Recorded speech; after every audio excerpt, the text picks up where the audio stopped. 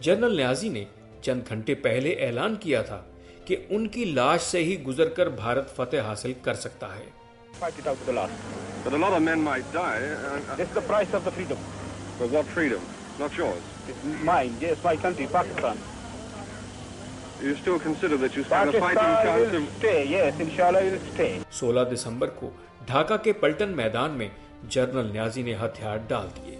90,000 फौजी भारत के कैदी बन गए और इंदिरा गांधी को ये कहने का मौका मिला कि आज हमने दो कौमी नजरिए को खलीज बंगाल में दफन कर दिया है। उनका ये बयान पाकिस्तान के हवाले से उनके असल अज़ाइम को अज खुद बेनकाब कर गया। अखंड भारत का ख्वाब आज भी हिंदुओं की आंखों में सजा है। सुकूत ढाका के बाद पाकिस्तान में बनने वाली पीपल्स पार्टी की हुकूमत ने सानहे की तहकीकात के लिए जस्टिस हमूदुर रहमान की सरबराही में एक कमीशन कायम किया। उस कमीशन ने अपनी तहकीकात में 213 अफराद के बयानात कलमबंद किए। उस दौरान उसने आर्मी के 61 हाजिर सर्विस और 26 रिटायर्ड एयरफोर्स के 39 हाजिर सर्विस और 4 रिटायर्ड नेवी के 14 हाजिर सर्विस और 7 रिटायर्ड अफसरों के अलावा 23 सियासी, 23 सिविल मुलाजमीन, 6 सहाफियों और 10 अवामी नुमाइंदों से शहादतें हासिल की। भुट्टो ने कमीशन की रिपोर्ट पर कार्रवाई के बजाय जनरल याहिया को नजरबंद कर दिया, जिन्हें बादअज़ां कुछ सालों बाद रिहा कर दिया गया।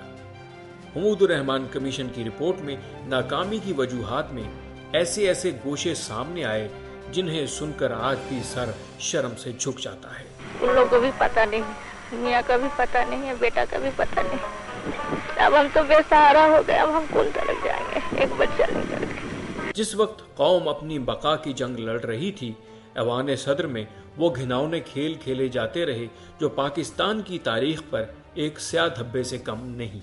उस रिपोर्ट में ऐसे ऐसे मोअज़्ज़ज़ नाम बेतौकीर हुए कि एक बाजू कट जाने के सदमे से दो चार कौम के लिए मुद्दतों शर्मिंदगी का सबब बन गया। कमीशन की रिपोर्ट जहां शिकस्त का नोहा है तो वहीं एक आईना भी है, जिससे हम ना सिर्फ बतौर कौम अपनी शक्ल देख सकते हैं तो दूसरी तरफ आने वाले वक्त की झलक भी नजर आ सकती है।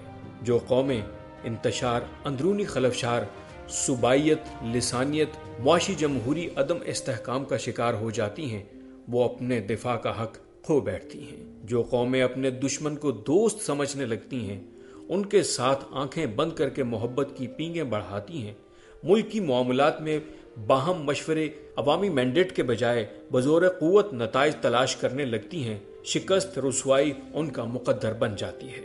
सकूते ढाका के 48 साल बाद कौम आज फिर एक इम्तहान का शिकार है। पाकिस्तान के खिलाफ बिछी आलमी बिसात के मोहरे तक नहीं बदले।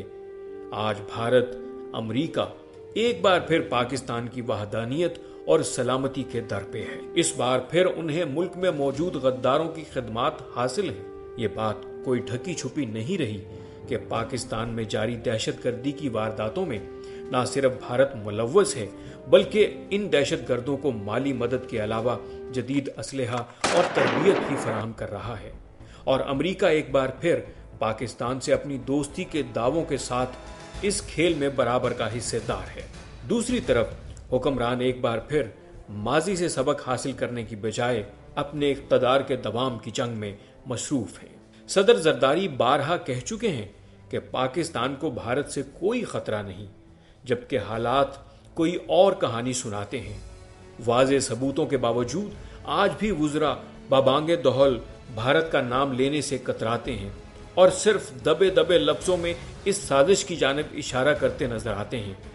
इक़्तिदार, दौलत की छीना झपटी और ताकत से हर चीज का हुसूल आज भी हुक्मरानों का मतमाए नजर है। गैर मुल्की ताकतें अलल ऐलान मुल्क की जोग्राफियाई सरहदों को तोड़ने के दरपे हैं। गैर मुल्की असलहा, वसाइल और ताकत से सरशार एजेंट आज भी पुराना खेल दोहराना चाह रहे हैं।